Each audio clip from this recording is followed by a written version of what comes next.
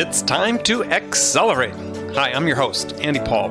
Join me as I host conversations with the leading experts in sales, marketing, sales automation, sales process, leadership, management, training, coaching, any resource that I believe to help you accelerate the growth of your sales, your business, and most importantly, you.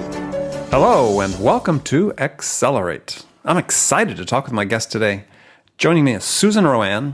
She's the mingling maven, leading international authority, and original expert of how to work a room, and author of the million-selling book, How to Work a Room, the ultimate guide to making lasting connections in person and online. So, Susan, welcome to the show.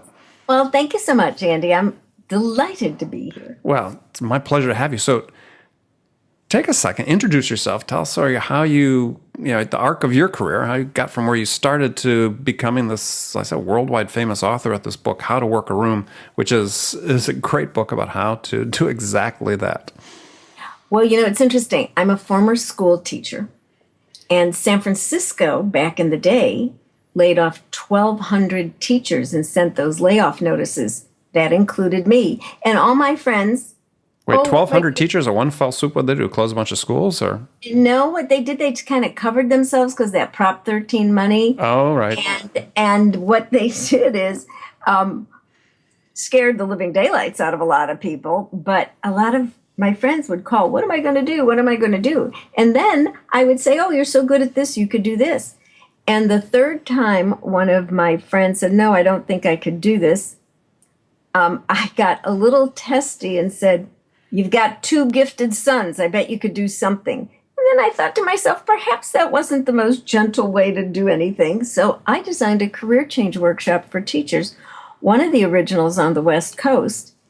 And after the third workshop, when we were on a nonprofit status, and you'll appreciate this because it mentions one of our mutual friends, my dear friend, who was a mentor to me, said, my dear girl, you have 100 people on a waiting list. You have a business. Come with me Monday night to hear this fabulous woman business owner, Patricia Fripp. And that was it? And that was it. And I learned a couple things. Listen to people you trust when they give you good advice and invite you places. I still have the notes. We did not become immediate friends. I was just someone in the audience. But over time, going to National Speakers Association, etc., I have learned so much from her. It's illuminating. So that would be one of my bits of advice to people. If someone that you trust, that you know really cares about you, gives you a piece of advice, do it. It is great advice. So how'd you come around then to write this book? So you have this book called How to Work a Room, the ultimate guide to making lasting connections, which has been updated. Your 25th anniversary silver edition has just come out, and adding in-person and online to it. So how did you come about to write this book initially? Because it's a great self-guide, and I sort of imagine that maybe you're saying, writing to yourself, if I just do these things, it'll help me meet people. No, it happened in the reverse. Okay. Here's what happened. I went to a business event, and one of the guys who was a political consultant watched me because the microphone was broken, and I was supposed to be the featured person. They were supposed to introduce me, and I go, well, if the microphone system is broken, I better introduce myself. And he came up to me and he said, Susan, if you ever want to run for office, I want to run your campaign. You know how to work a room, and most people don't. But when I was promoting my workshops, I went on a radio show, and the then business editor of the San Francisco Examiner heard the last 15 minutes, called me and said, oh, I really like this. Do you think we can have a locally generated career column? Honestly, Andy, and I want our listeners who want to accelerate their careers and businesses, listen, I couldn't even have imagined what he said. The thought of it made me nauseous. And guess what I did? I said, of course we can. Mm-hmm. Then I think I had a nauseous headache and stomach ache for about a week. But sometimes what we have to do is say yes, rather than, well, I've never done it. I don't think so. Seeing those opportunities Could I have planned that he would listen to the last 15 minutes of the show that went on 2 hours? How would I have known? But when something happens and it's an opportunity, we need to really be open to it. Yeah, sometimes you have to run towards what scares you. But not with scissors. Yeah, not with scissors. So it started writing columns, 725 words, bringing in people who had something to say. So I was the outside coordinator. I wrote most of the columns, but if I heard a presentation on something that I thought that the business people in the San Francisco Bay Area could use, could benefit from, the former teacher here thinks in terms of how people benefit, I would approach people and say, oh, could you write an article on that? Oh, could you write an article on this aspect of sales? I listened to someone who spoke about, this was many years ago, sexual harassment and the cost to the workplace. And everyone from the audience was leaving. I was running towards him saying, if you can't write a 700-word article on this topic, I'll help you. So, it's thinking of who your audience is, what they might need.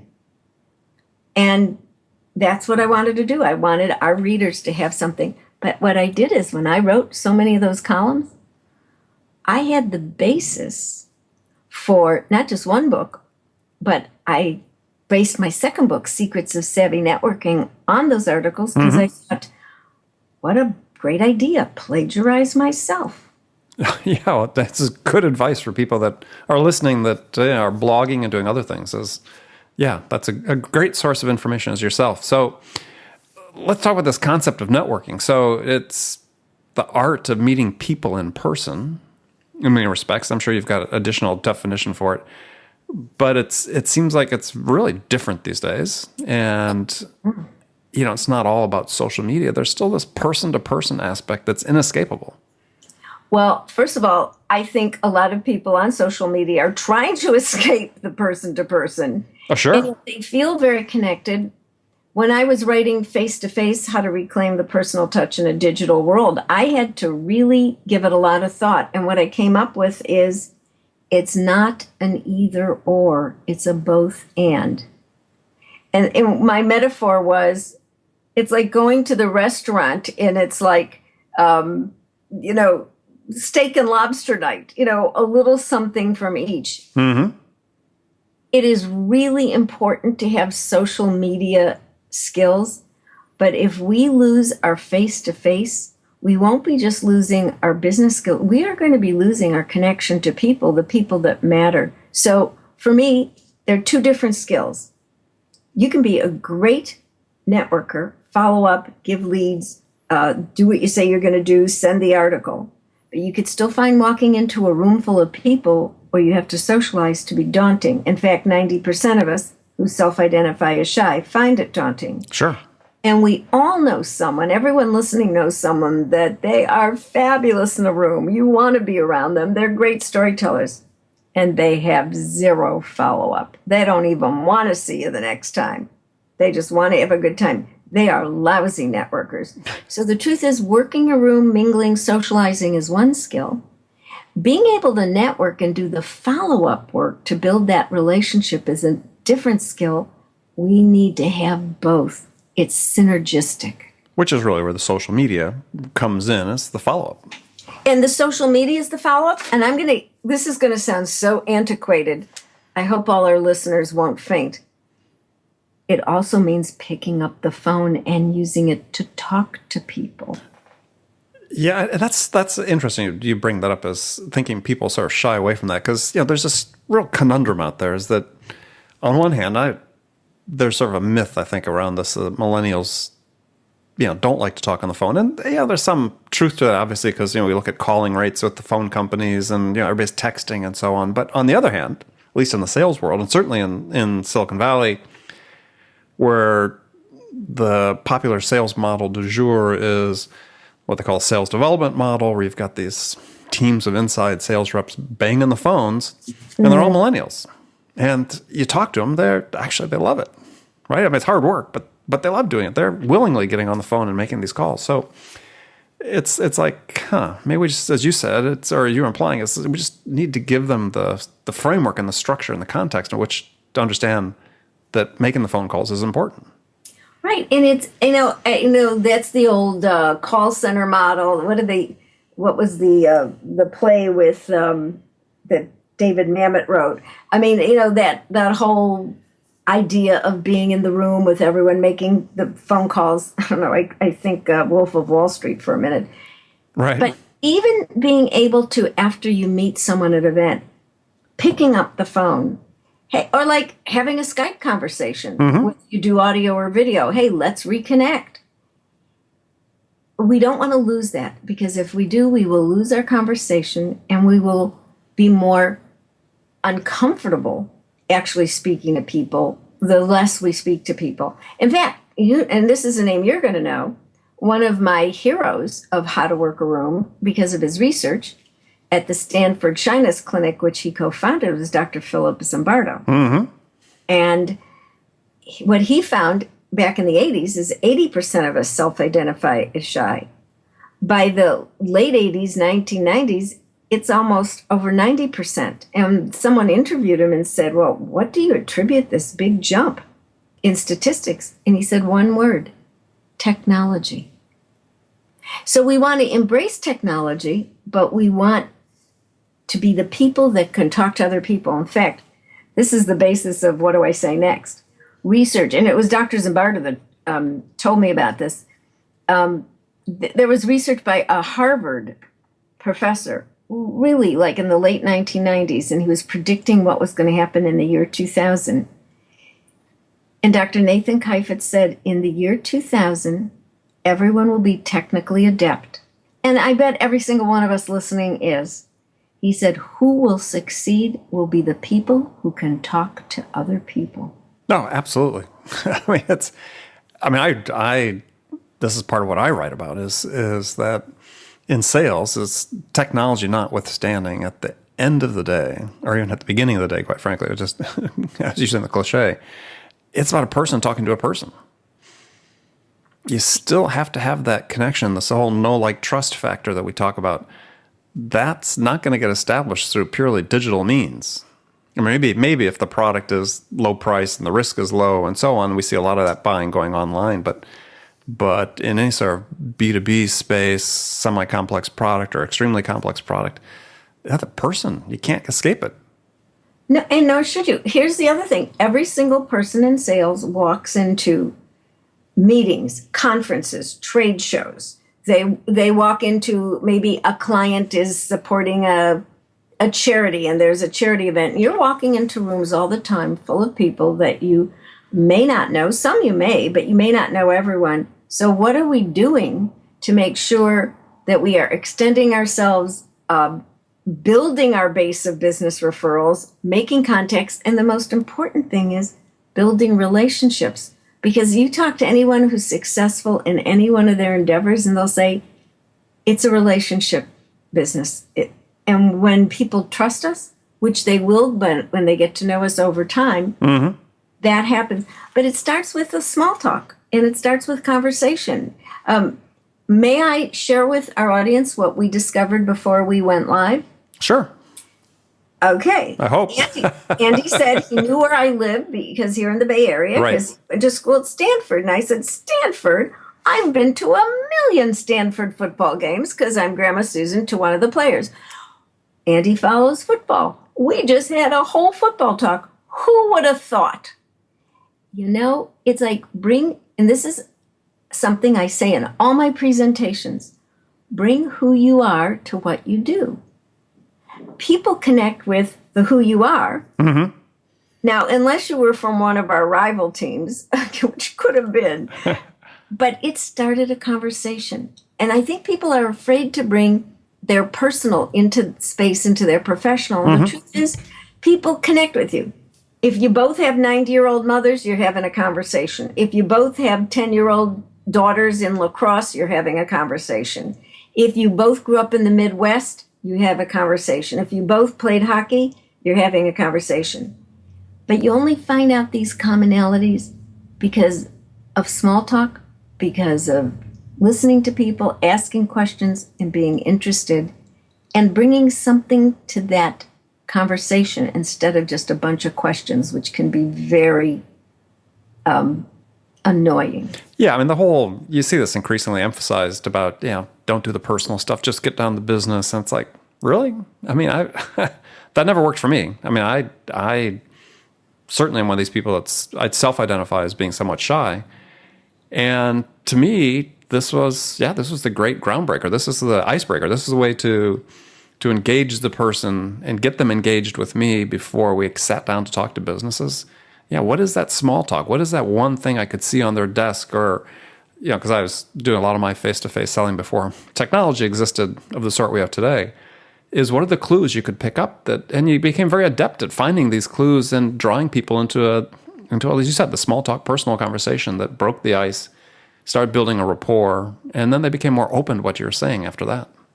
Right, and here's the magic. And now I have to tell you, after many years of being a teacher, in the bad old days in Chicago and in San Francisco, where I said, pay attention. If I had $1 for every time I paid attention as a teacher, I'd be a filthy rich woman. And if I had $1 for every time the kids listened, I would also be filthy rich. No, I should say I'd be poor. They didn't listen. But do you know what people find enchanting is that when someone pays attention when they're talking. And if you, as that person, when you meet someone, are interested, and your face and your body language and questions and the stories you share build on that, you are building a relationship. And, a lot of people say, I walked into that room and, I can spot a person in a minute. I can tell you in like 4 seconds. All those books about you have 4 seconds to make a good impression. And I bring up The Wolf of Wall Street again. Mm-hmm, mm-hmm. There are a lot of conniving con men and women who make a great first impression. But the second and third, and you are dealing with not the people of caliber that you should. So sometimes the person that doesn't make a great impression because they're not wearing the right suit or the right tie or have the right title on their name tag could very well be the most important person in the room. Why? You don't know who they're related to. Exactly. They live next door to. So I know this is going to sound very extremely odd, but one of the best things we can do anytime we walk into a room is talk to every single person as if they're the most important person in the room. All right. Well, we're going to leave that as a cue for the second part of our conversation. We're going to take a short break. We'll come back. I want to talk about one of the chapters from your book, which is some practical takeaways for the listeners, your 7 strategies for the jump start to the smooth stop, which I thought was a great encapsulation of some great technique to use. So we'll be right back with my guest, Susan RoAne. Hi, this is Andy. Connect and Sell is used by sales reps at nearly 1,000 companies, including hundreds of technology startups and several Fortune 500 companies, to overcome the challenges of getting prospects on the phone. Companies using Connect and Sell grow their revenues faster by enabling their sales reps to have more sales conversations in 90 minutes than they could otherwise achieve in an entire week. Connect and Sell can be deployed directly to your sales reps, or you can take advantage of their outbound on-demand service, which delivers qualified prospect meetings scheduled directly on your sales reps' calendars. Visit connectandsell.com to learn more about how Connect and Sell can start filling your pipeline today. All right, welcome back with my guest today, Susan RoAne, talking about how to work a room, building a network, and in her great book about how to work a room, there's a chapter called 7 Strategies, Jumpstart to Smooth Stop for Working an Event, which I thought would be just great to review. The first one was your entrance, and you talk about arriving early. And I think that's such a great tip, because I do that when I do speaking engagements, especially if they're, let's say an audience of 100 or less. I want to be there early and meet almost everybody as they come in, because I find that suddenly my connection to the people in the audience when I give my presentation is so much stronger. And that's a hint. That's what our friend Patricia Fripp and I do. There have been many times I've said, when I've been the luncheon speaker, would you like me to be the door greeter? What? And it's not, it's nice that they're welcomed, but B, you set the tone, and C, if you are ever giving a presentation, don't worry about all these people that say, well, I have to, your first 4 seconds when you give the presentation, you can lose them. If you talk to people before your talk, you don't have to worry about the first 3 words that come out of your mouth when you're on stage. They're already on your side because you're not a speaker. You're someone with whom they have spoken. And on top of which, getting there early, engaging in small talk, you might have learned something about some of them that those then become your first words because you're suddenly identifying and bringing them into the presentation. That's so important because we call that customizing. Because when you talk about someone of their group that's in the room or something you heard or learned, as a speaker, I often go, especially depending on if it's a 3-day conference, I go in a day early and I hang out with them. Mm-hmm. Is it you get material? Exactly. And sometimes you get material that you have to use in a book, but you can't use their name because of law. But the thing is, the idea of a grand entrance is ridiculous when 90% of us self-identify as shy, and now we have 40% of people thinking that they're introverts. Walking in late is very hard. Walk in early, and there's a reason for it. I read the research. Shy people tend to come within 15 minutes of the time called because then they're in the room and the room walks past them. Mm-hmm. And that's easier. So yes. that would be the buddy system. Well, Patricia one other point I would like to go to events. Well, I was going to bring up one other point in the first thing about the entrance. But again, something very practical, as you said, is position yourself between the entry and the food. Yeah. I thought that was genius. Again, if you're a little bit shy and you're a little hesitant, you're suddenly put yourself in the stream of where people are going. Great way to talk to people. And that was a hint given to me by one of our speaking colleagues who said to me, I'm very shy, but if they're hungry, they're going to say hello to me on the way to the food. It may sound simple, but believe me, I think that's bulletproof. And actually, I used it at a conference in San Francisco a couple months ago. As I met several people I wanted to meet in line. All right, so the second one, the buddy system. The buddy system. 2 things. If you go to any event with someone, make sure nobody thinks that you're Velcroed together. I mean, you have to be able to separate a little, come back, check and see if you need to be rescued. But the beauty of the buddy system is that you get to introduce the other person and say things that they maybe not say about themselves, and just make sure that the person is going to use the same upbeat tone of voice and words about you. I once did this where I made a deal with this woman. We both wanted to work for this company, and I said, we can't promote ourselves. How about I introduce you, you introduce me? It was illuminating again, because I thought, oh my God, this would be what it would sound like if someone talked about me at a funeral dirge. She had no enthusiasm. Now, here's the best part. 8 years later, I was speaking to a group, keynoting at an evening. I told the story without her name. She was in the audience. She came up to me and said, oh, that was a great story. She didn't even know that it was about her. Because people who are that obtuse don't know. But have a buddy, have some good, let's say we're going to split here, but come back and check with each other. But talk to that buddy. How are we going to introduce each other? And then another thing, if someone forgets a name, your buddy, could be a spouse, a friend, a colleague, they put out their hand, say their name, the other person says their name, then you know the name to repeat. That's right. A technique some people use. All right, so next one you talked about was the white-knuckled drinker. Very often, that person that's really nervous and shy, you can see they're holding on to that glass, whether it has water or beer, right? Yeah, or a club soda in it. They are nervous. Walking into a room full of people is daunting. Look for the people standing alone. Look for that uncomfortable person. They would welcome your conversation. You could go to an event and just talk to people standing alone, and you'd meet some great people. You can't assume that they're snobs, because they probably are more shy than you. Or you can't assume they don't have any value for you because they seem shy and are not engaging. Exactly. So I'm going to turn what you just said, I'm going to flip it around. You said value for you. So here's the assignment. I know a lot of people want to walk in, make the right contacts, leverage them, scale them up, and whatever, put them in a silo, if I've used enough buzzwords. This is another way to do this. Walk into every room and make your goal that you're going to make people comfortable with you. When you do that, you take the onus off yourself. And when you do that, you actually extend yourself more and you do meet more people. Mm-hmm. It's great advice.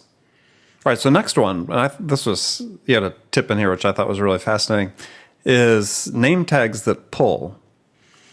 And you have advice with regard to name tags that runs counter to everything you ever see, everything I've ever done. That was eye-opening for me. Is think about it, audience, when you're coming to an event and you're writing your name on those, stick 'em name tags, where do you put it? And I guarantee 99% of the people put it on the left side of the left side. And you say the place to put it is the right side. Here's what happens. Many of us are right-handed. We take the name tag. It's easier to put it on the left side. Left-handed people mirror us. They put it on the left side. And you guys have your pockets on the left side. So that's where you put your name tags. But the line of sight is that the handshaking right hand is on the right side. If you make it easy for people to say your name by putting your name tag on your right-hand side, you go up to someone, the name tag's in your line of sight. You could sneak a peek and never get caught, and they won't know you forgot their name.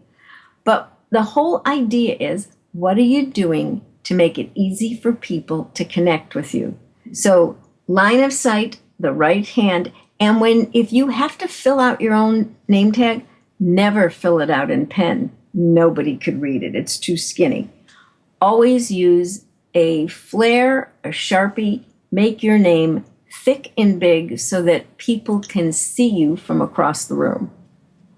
great advice. All right, the next one is great opening lines. You have an acronym, OAR, OR. So tell us about that. Bring your or wherever you go. A lot of people think of, oh my God, I want to say the most brilliant thing, the great opening line. By the time they think of the great opening line, the person's at the other side of the room and they blew the opportunity. The or pertains to conversation. Conversation is not asking a lot of questions. It's a trifecta. Observe, ask, reveal. The magic is in the mix. If you're only doing the observation, you're pretty much pontificating. If you're only asking questions, you're an interrogator. And if you're always revealing, you're going to say too much of the wrong thing. It's a mix. But what you do with opening lines is notice something on them. Say something about the room. It's called the off-the-cuff impromptu. And if you say nothing, you'll miss the opportunity they will have walked by. So maybe it's noticing a tie, a pin. Maybe someone looks familiar. Maybe you see on their name tag a company. Oh, you work for so-and-so. My cousin works there. Or I've heard of that. Didn't I just read about you in the Wall Street Journal? Say something. But here's the other part. Smile. Make it easy so when someone walks in the room and sees you smiling, you become, and this is the magic word, approachable. Okay. Well, I love the advice about don't ask too many questions. And don't ask too many questions, please. Yeah. And the reveal, the last part. So if always observe, you just make an observation, you said your impromptu comment, you ask appropriate number of questions and have the balance. So you reveal something about yourself because it's this revealing something about yourself that to me, in my experience, has always been the key to really opening the door to building that rapport with somebody is you've shown something of yourself. And so that really, to me, kicks off the know, like, trust equation at that point. Exactly. It's like people say they like people who are vulnerable. When people come in and everything's perfect and everything's fine, I'll be honest with you, I've listened to a lot of speakers, and the ones who look perfect, that have the perfect hand gestures, and the hair is perfect, and the suit is perfect, nauseate me. Because there's such a standard. I don't believe it. I'd want the person that's down to earth, that makes that casual comment, who's a person to people, rather than looking like a cardboard cutout. So the last one I want to talk about before we move on to the last segment of the show is moving in, joining into other conversations to let other people come in. Oh, yes. I call that breaking and entering. Here's what you do. People have asked me in my presentations for years, oh my gosh, it's so hard on me. I walk into a room, everyone's already in a group. That means they got there too late. But here's what you do. When you want to get into a group, pick the most animated group. Make sure there's at least 3 people, 4 preferably. Stand in the periphery. Someone looks your way or makes a comment. You step in. This is not the time to change to your agenda, what you have to sell.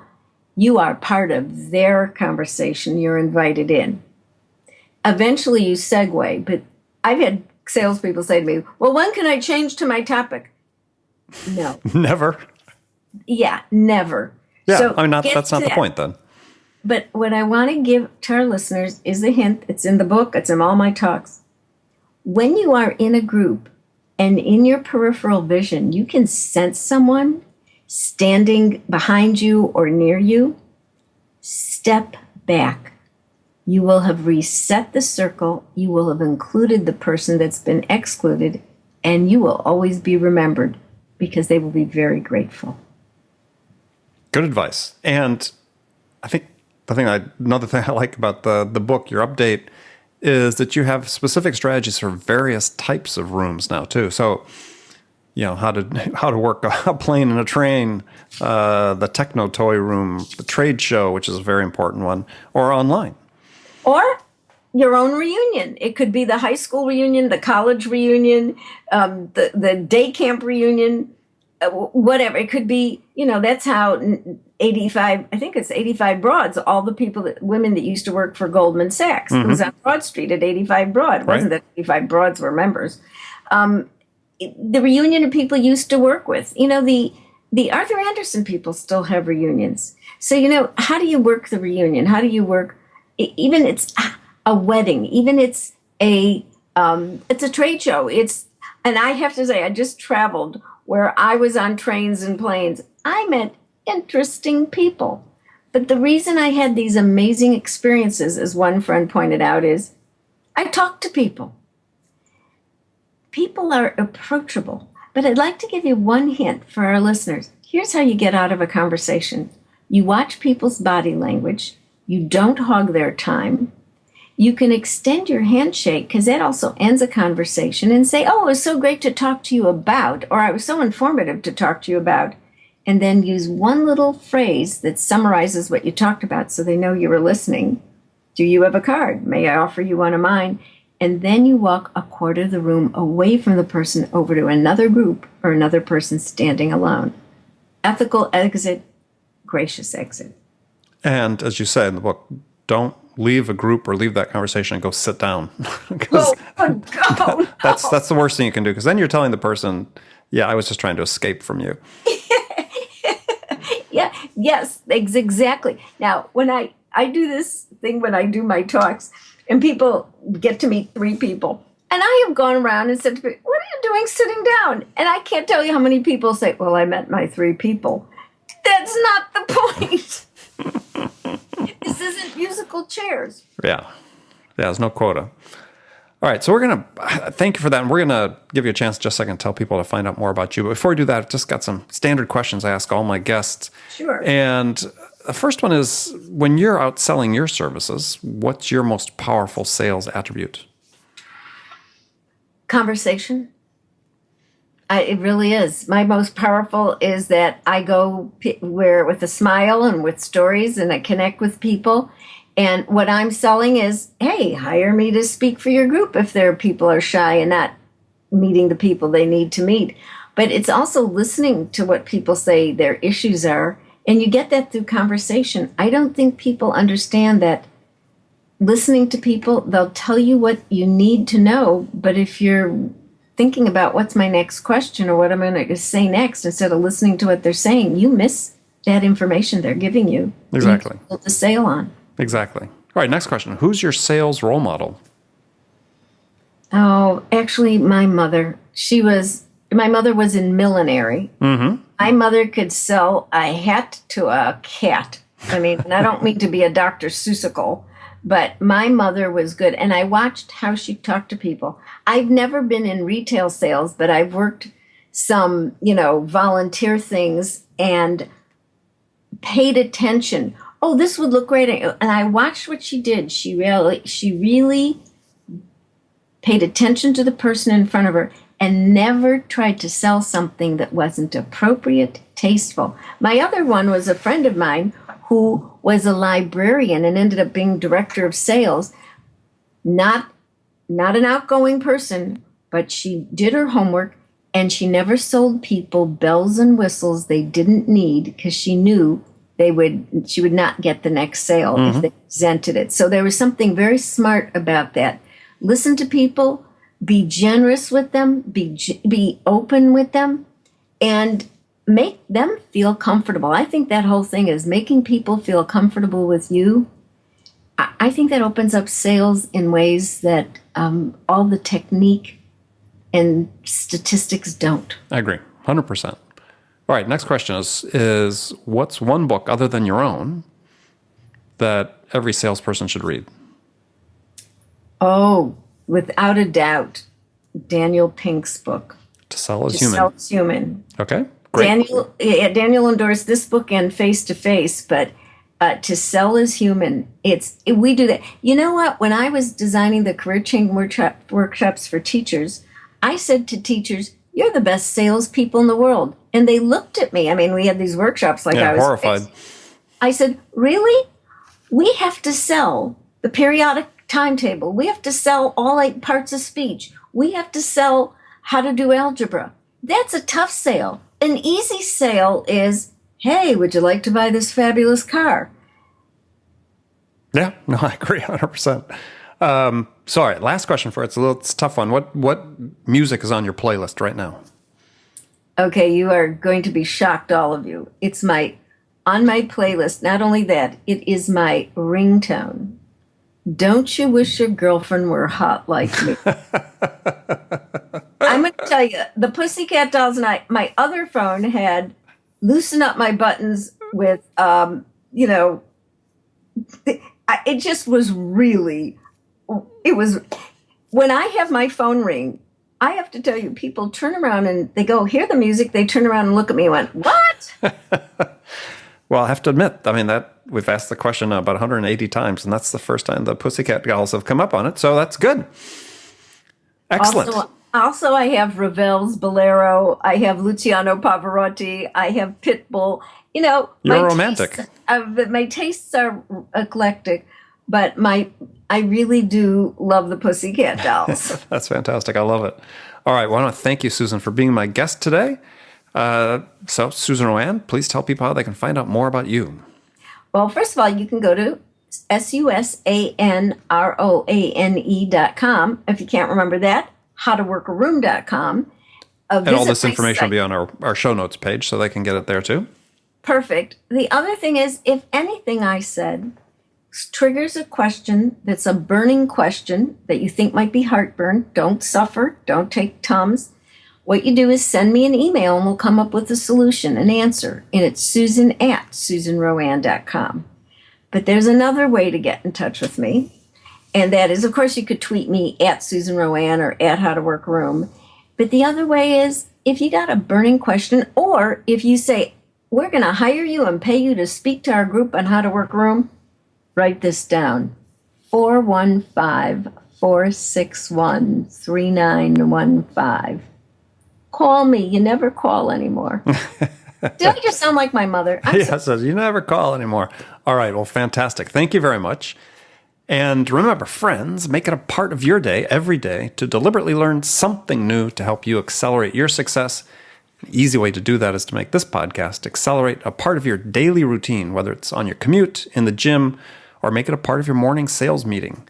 Then you'll make sure you don't miss any of my conversations with top business experts like my guest today, Susan RoAne, who shared her expertise about how to accelerate the growth of your sales by learning how to work the room. So thanks for joining us. Until next time, this is Andy Paul. Good selling, everyone. Thanks for listening to the show. If you like what you heard and want to make sure you don't miss any upcoming episodes, please subscribe to this podcast on iTunes or Stitcher.com. For more information about today's guest, visit my website at andypaul.com.